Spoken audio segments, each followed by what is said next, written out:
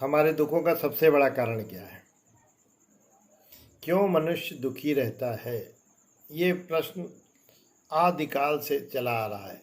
बहुत सारे ऋषि मुनियों ने तपस्या की, बहुत सारे ऋषि मुनियों ने अपना घर छोड़ दिया सुखी अवस्था में, जैसे गौतम बुद्ध ने अपना राजभवन छोड़ दिया और केवल इस बात को पता करने चले गए कि मनुष्य जीवन में दुख क्यों रहता है, दुखी क्यों रहता है। दुख के ऊपर जितनी रिसर्च हुई है आदिकाल से, सभी धर्मों में उतनी किसी विषय पर नहीं हुई और सबने अंत में एक ही निष्कर्ष निकाला कि हमारा अहंकार, हमारी ईगो, हमारा अहंकार, ये हमारे दुखों का सबसे बड़ा कारण है। मैं आपको एक छोटा सा उदाहरण बताता हूँ।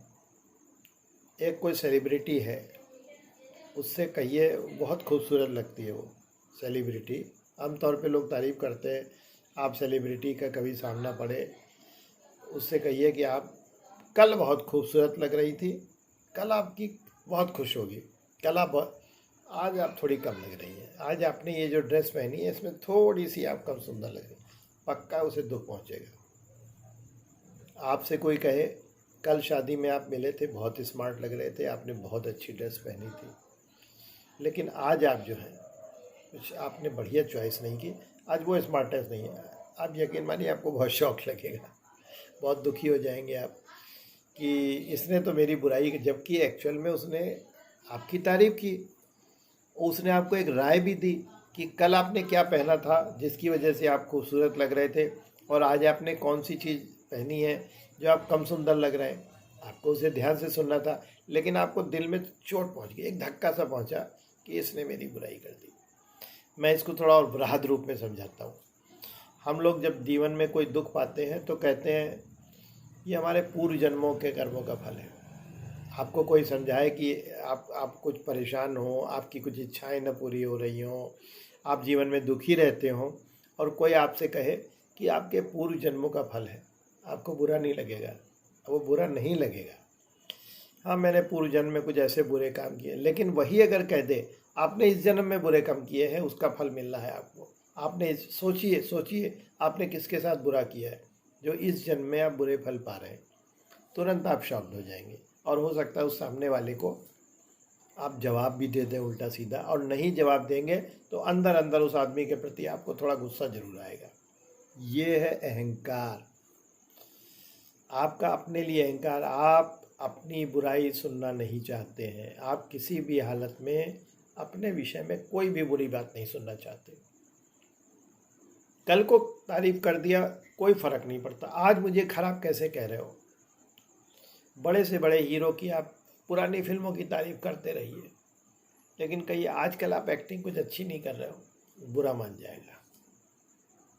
और अगर उससे कहिए आपने पुरानी, तो आप उतना मेच्योर नहीं थे, लेकिन अब डे बाई डे आपकी एक्टिंग में बहुत सुधार आ रहा है, बहुत खुश हो जाएगा।